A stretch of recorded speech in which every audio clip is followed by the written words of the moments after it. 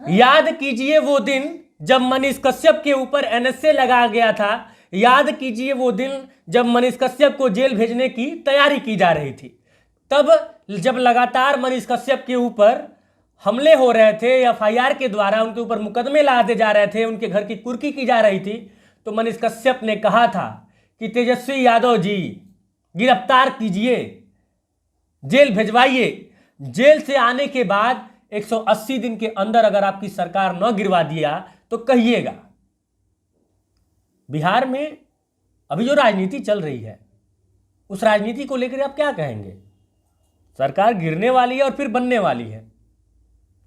और आप और हम सब लोग जानते हैं कि मनीष कश्यप की लड़ाई कभी नीतीश कुमार से कोई शिकायत नहीं रही। मनीष कश्यप ने कई सारे इंटरव्यू में कहा कि मेरी शिकायत नीतीश कुमार से कभी नहीं रही, क्योंकि उनके शासनकाल में जब उनका और भाजपा के गठबंधन वाला सरकार बिहार में रहता है तो मैं उनसे बहुत सारे कड़वे सवाल पूछता हूं, लेकिन कभी उन लोगों ने मेरे ऊपर एफआईआर नहीं किया। लेकिन ये राजकुमार जो आए हैं सोने की कटोरी में, मतलब उन्होंने तेजस्वी यादव को कहा कि जो सोने का चम्मच लेके पैदा हुए हैं उनको मेरी बात तीखी लग गई कि एक आर्मी जवान का बेटा इस तरीके से कैसे बोल रहा है, एक आम आदमी कैसे इस तरह से बोल रहा है, कैसे सवाल पूछ ले रहा है। और उन्होंने मेरे ऊपर इतना सारा मुकदमा लदवा दिया, यहाँ से लेके तमिलनाडु तक, मदुरई जेल में रहा और इसके बाद से फिर बिहार के जेल में रहा।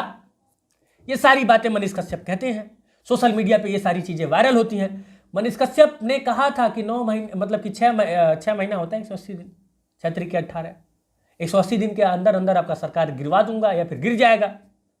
वही हो रहा है। अब वो मनीष कश्यप गिरवा रहे हैं कि नहीं गिरवा रहे हैं वो अलग विषय है। लेकिन बिहार में एक बार फिर से नीतीश कुमार के पलटने की आहट पूरी तेज हो चुकी है। सोशल मीडिया से लगाए mainstream media, digital media, हर जगह ये सारी चीजें चल रही हैं। उसके पीछे का कारण क्या है? क्या कोई मनमुटाव चल रहा था? क्या नीतीश कुमार और तेजस्वी यादव में अभी जो चल रहा है वो कुछ ठीक नहीं है? क्योंकि लगभग 1 महीने पहले एक बार ये बात सोशल मीडिया पे आई थी कि क्या इस तरह का कुछ स्टेप नीतीश कुमार लेने वाले हैं क्या? तो नीतीश कुमार ने जवाब दिया कि ऐसा कुछ नहीं है। तेजस्वी यादव की तरफ उन्होंने इशारा करते हुए कहा कि ये मेरा बच्चा है और मेरे बाद इसी को सीएम की कुर्सी संभालनी है। इस तरीके की तमाम बातें वो कर रहे थे। लेकिन अचानक से ऐसा क्या हुआ कि चाचा का जो है कुर्सी मोह। आप एक बात यकीन जानिए कि नीतीश कुमार जो रिकॉर्ड बनाएंगे ना किस चीज का, कई बार मुख्यमंत्री पद का शपथ लेने का, वो रिकॉर्ड शायद कोई नहीं तोड़ पाएगा। क्यों नहीं तोड़ पाएगा उसको भी मैं बता देता हूं। 9वीं बार लेने जा रहे हैं और कौन ऐसा मुख्यमंत्री होगा जो एक मतलब कि एक पंचवर्षीय कार्यकाल के दौरान 4 बार 3 बार जो है मुख्यमंत्री पद का शपथ ले। और कोई सिंगल लेता है तो 5 नवा 45 साल की राजनीति कौन कर पाएगा? ये बहुत बड़ी बात है। लेकिन उसके बाद भी नीतीश कुमार जो है सबसे बड़ा रिकॉर्ड बना रहे हैं। और ये सचिन तेंदुलकर का रिकॉर्ड नहीं है कि कोई विराट कोहली आएगा और तोड़ के चला जाएगा।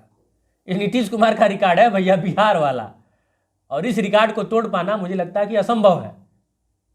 मनीष कश्यप को भी अगर आज के दिन मुख्यमंत्री बना दिया जाए तो भी वो लगातार अगर वो मुख्यमंत्री भी रहे, एक बात कह रहा हूं दिल पे मत लीजिएगा, तो भी वो शायद 9 बार शपथ न ले पाए।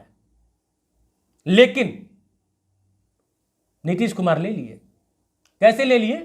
कभी तेजस्वी यादव को धोखा देकर, कभी भाजपा को धोखा देकर। अब वो धोखा दे रहे हैं या फिर ये लोग उनको धोखा दे रहे हैं, एक दूसरे के ऊपर ये सारे आरोप लग रहे हैं। बिहार की राजनीति यदि समझ गए आप गुरु तो अपने आप को बहुत बड़ा राजनेता समझ जाइएगा। और सबसे बड़ी बात यह है कि बिहार की राजनीति में क्या नीतीश कुमार को पार पाना किसी के बूते की बात है? कोई इस धरती पर जो नीतीश कुमार की राजनीति को मात दे सके? मतलब ये तो डायलॉग याद आ गया कि चीते की चाल बाज की नज़र, और नीतीश कुमार की राजनीति पर संदेह मत करना, कभी भी पलट सकती है, कभी भी बाजी मार सकती है। समझ गए होंगे आप लोग मैं क्या कहना चाहता हूं।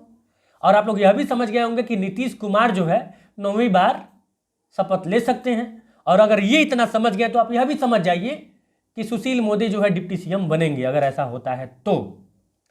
और यदि ऐसा होता है तो सबसे ज्यादा अगर किसी बात पे चर्चा होगी तो वह इसी बात पे चर्चा होगी कि सोने का चम्मच लिए जो राजकुमार बिहार वाले पैदा हुए थे, जो बात जिक्र मनीष कश्यप करते हैं। मनीष कश्यप का चैलेंज अब ऑटोमेटिक पूरा हो जाएगा और वह सोशल मीडिया पे यह पोस्ट करने लायक हो जाएंगे, एलिजिबल हो जाएंगे कि सरकारवा तो गिर ही गया।